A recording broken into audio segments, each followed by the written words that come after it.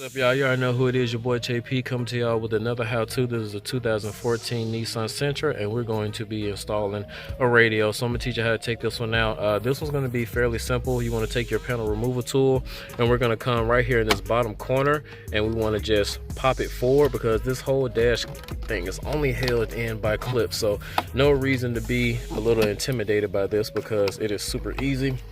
The only one that you have to pop out. We'll come here on the corner.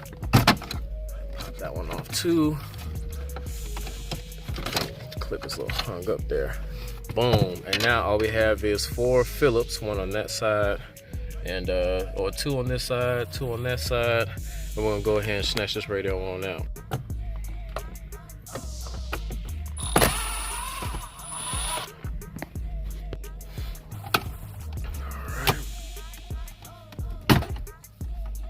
All right.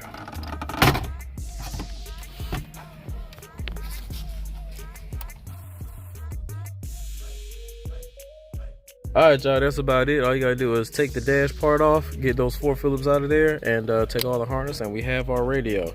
Now I'm gonna go ahead and wire this up to the 70-75-52 harness. And if you guys want to know how to actually wire up a radio, just hit the card in the top corner. It's gonna let you know what the wire colors mean and all that good stuff. I'm gonna go ahead and get this thing wired up. All the parts for this car will be linked in the description for this double den Nissan Sentra, and we'll be here and we'll be back in just a second. Alright, y'all, so that's about it. That's what it looks like. I got the steering wheel controls working pretty good on it.